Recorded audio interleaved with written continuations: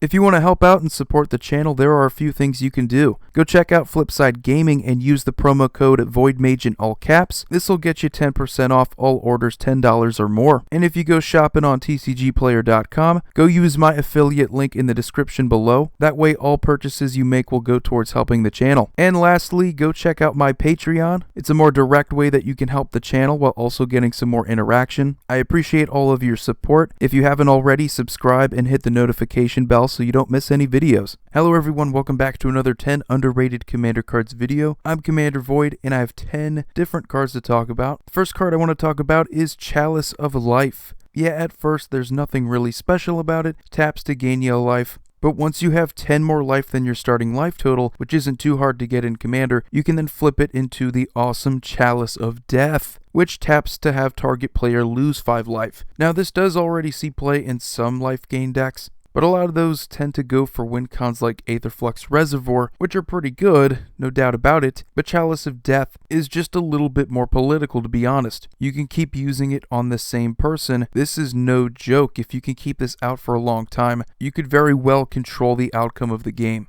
And then there is Hellvault, another card from Dark Ascension. Probably one of the more underwhelming mythic rares. However, I think it does have some playability in Commander. You can pay 1 mana and tap it to exile target creature you control, and you can pay 7 mana and tap it to exile target creature you don't control. So it could be used as removal if you have plenty of mana, which in Commander 7 mana isn't hard to get to, but what I'm really thinking about here is using it as more of a contingency plan. For whenever your opponents want to board wipe or kill your creatures, you can exile one of them, and then wait till you have an opportunity to get rid of the Hellvault. Make sure it goes into the graveyard and not exile, so that you can then get those creatures back. It's something that could be useful for ETB decks. Imagine if you just keep doing this every turn to one of your creatures, and then you blow it up and get all them back. And don't be too afraid to use that 7 mana to exile a creature an opponent controls. It's not a coincidence that this is very good removal for Avacyn Angel of Hope. In a lot of ways you can argue this card is specifically designed for Avacyn. And then we have Pulse of the Fields.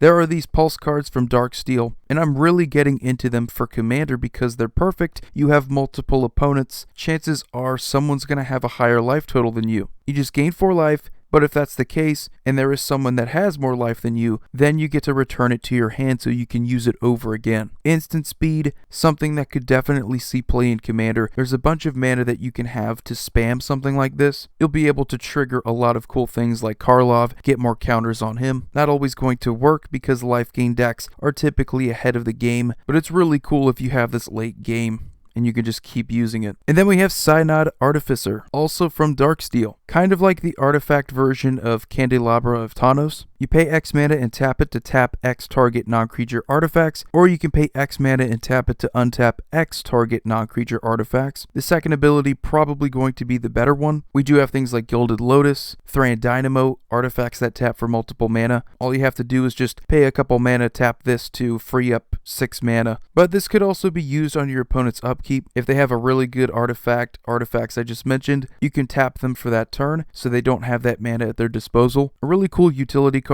Takes a little bit more effort to get it going because you are going to be in a position to stop your opponents, and you need to know exactly when to do that, because if you don't do it at the beginning of their upkeep, then they have priority on their main phase and they can pretty much do whatever they want. I guess you could also use this at their end step so they don't have that mana for responses on your turn, but there you have it. It's very involving. And then there is Blanket of Night. If you're one of those people that really wanted Urborg Tomb of Yawgmoth, but you don't like how expensive it is, Blanket of Night is the enchantment version of that card. Or I guess you could say Urborg is the land version of this card, since this one is much older. Every land is a swamp in addition to its other types. So if you do have a Cabal Coffers, you don't need Urborg Tomb of Yawgmoth. You can just tap that for a bunch of black mana. Or if you're just going with good stuff black, we have Sheoldred Whispering One. A lot of people like her as a commander. She does have Swamp Walk, so you want to be able to attack your opponents uncontested. Sheoldred, along with pretty much every Swamp Walk creature, is going to be really good alongside a Blanket of Night. And then there is Insidious Dreams. I can't remember, but I think I might have talked about this a while ago. Insidious Dreams, along with a lot of cards from Torment, gave you the option of discarding cards in addition to the cost of the spell, and by doing that, it gave you more value for that spell. Well, for 4 mana at instant speed, you can do that and search up for that many cards. Still being in black, you don't have to reveal those cards, which should make it pretty easy if you have a 2-card combo. Just search up those 2 cards, and hopefully you have some way to draw them quickly so that you can then play them and win the game. Really awesome because most of the tutors in black are not instant speed. Just a very good card in tutors, even if it is to the top of your deck. If they don't force you to reveal those cards, it's going to make your game a little bit easier because your opponents don't know what to expect. They're not likely going to gang up on you if they don't know what to expect, and that's a huge advantage to black tutors. And then we have a red card here in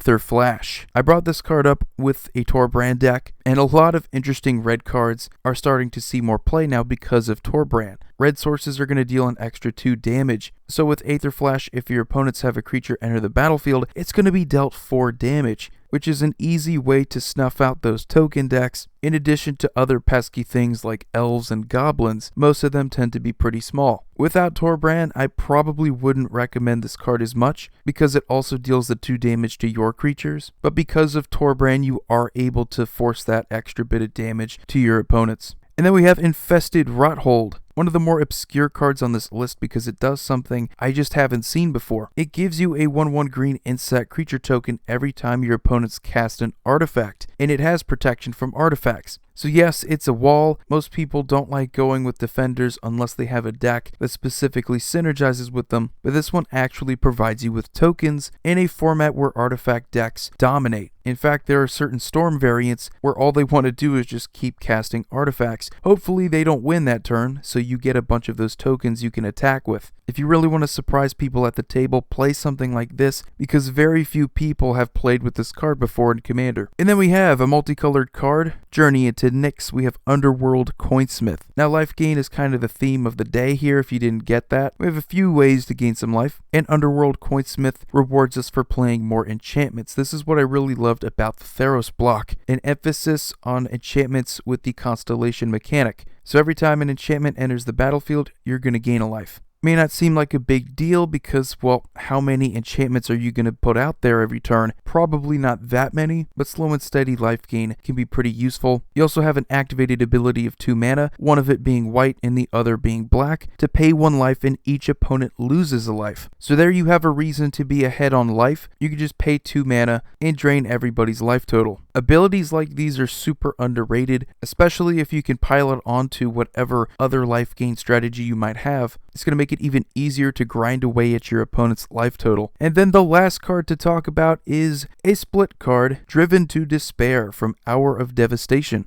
Now the first part is the one you're going to be casting first. Until end of turn, creatures you control gain trample. Whenever this creature deals combat damage to a player, you get to draw a card. Despair, which is what you cast from your graveyard. Until end of turn, creatures you control gain menace, and whenever this creature deals combat damage to a player, that player discards a card. So for 4 mana total, you can cast both of these in the same turn before you attack. And your creatures are going to be gaining trample and menace, which is going to make it super easy for them to deal the combat damage that's necessary to allow you to draw cards and force that same opponent to discard cards. Probably one of the most underrated cards from Hour of Devastation. Card draw is necessary in Commander, probably more so than any other format. We don't quite have the same consistency as 60 card decks, so if you can just give all of your creatures the ability to draw you a card if they deal combat damage, you should be able to refill your hand. And not only that, but go after whoever has a full hand and force them to discard a bunch of cards. In black and green, this is just a really unique card to have. May not be a consistent source of card draw. It is situational. You do have to have a decent board presence